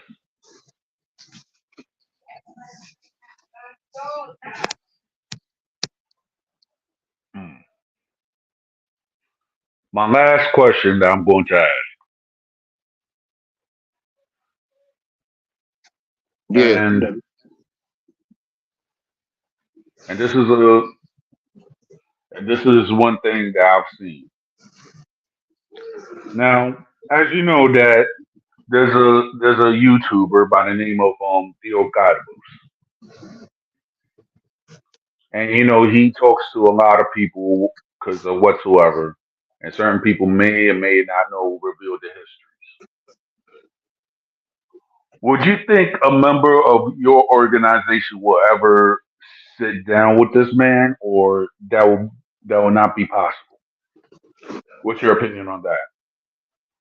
I mean, it's kind of like you asking me if I want it to rain today and it's cloudy.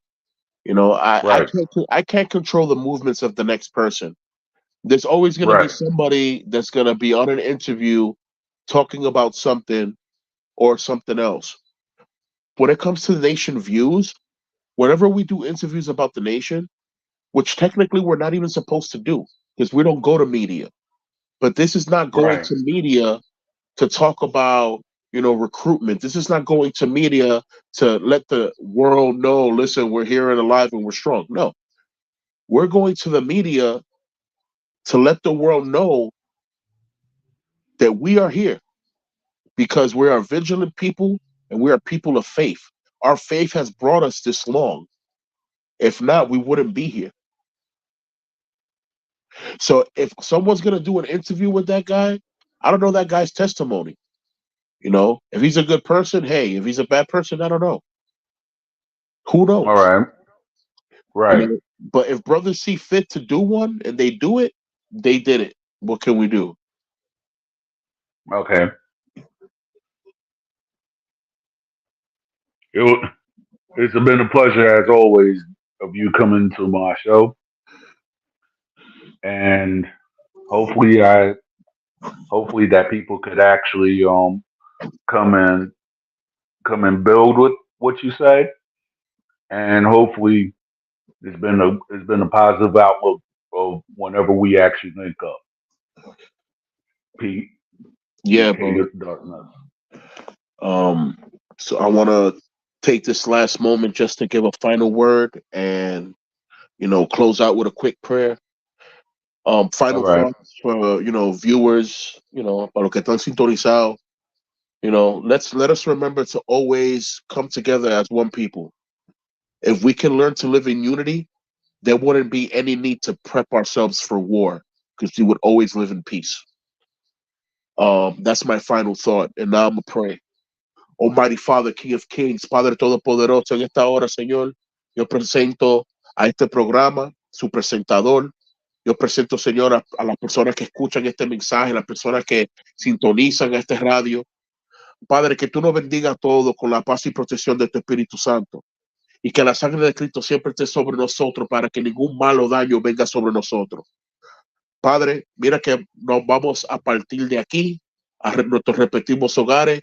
Llévanos a la sala de tu Santo Espíritu. Guíanos a cada cual. Que Dios bendiga la grande y poderosa nación de Rey y Rey Latino. Que Dios bendiga a cada familiar y amigo de nuestras amistades y amigos. En el nombre poderoso de Jesús, amén. Amor de Rey. Until next time, brother. Amen. Amen.